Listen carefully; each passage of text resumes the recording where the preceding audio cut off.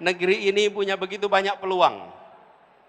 Dan pemerintah harus memastikan bahwa sumber daya yang diberikan oleh pemerintah untuk rakyatnya adalah sumber daya yang tepat.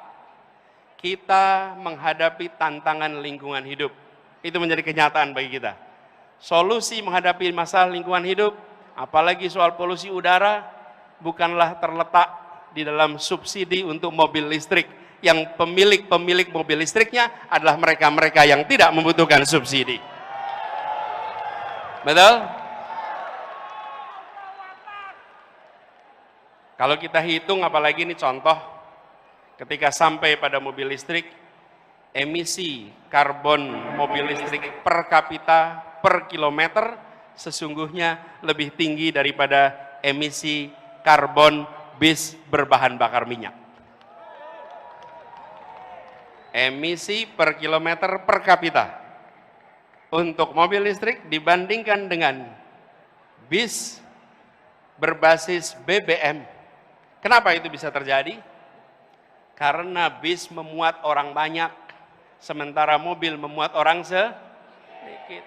Ditambah lagi pengalaman kami di Jakarta, ketika kendaraan pribadi berbasis listrik, dia tidak akan menggantikan mobil yang ada di garasinya. Dia akan menambah mobil di jalanan, menambah kemacetan di jalanan. Jadi, yang didorong ke depan adalah demokratisasi sumber daya. Bahwa kita mengarahkan agar sumber daya yang dimiliki negara diberikan melalui sektor-sektor yang memberikan manfaat nyata bagi masyarakat banyak. Bukan semata-mata untuk mendapatkan perhatian dalam percakapan, apalagi percakapan sosial media. Karena itulah kita ingin dorong ke depan, insya Allah jalan-jalan tol yang sekarang sudah dibangun secara amat baik oleh pemerintahan hari ini, ke depannya nantinya dipenuhi oleh kendaraan-kendaraan umum berbasis dengan listrik ke depan.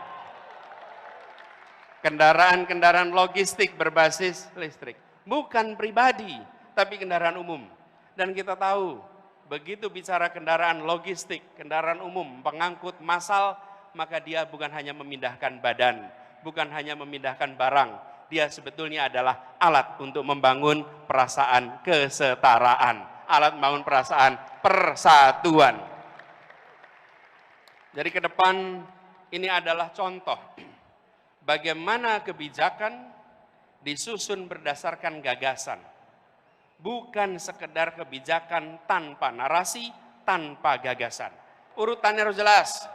Bukan hanya karya, tapi karya berbasis narasi, narasi berbasis gagasan. Dan gagasannya di sinilah tadi yang saya sampaikan. Kesemakmuran, kesetaraan, keadilan, dan begitu ada pembagian sumber daya, maka pembagian sumber daya ini adalah memasukkan unsur-unsur gagasan itu.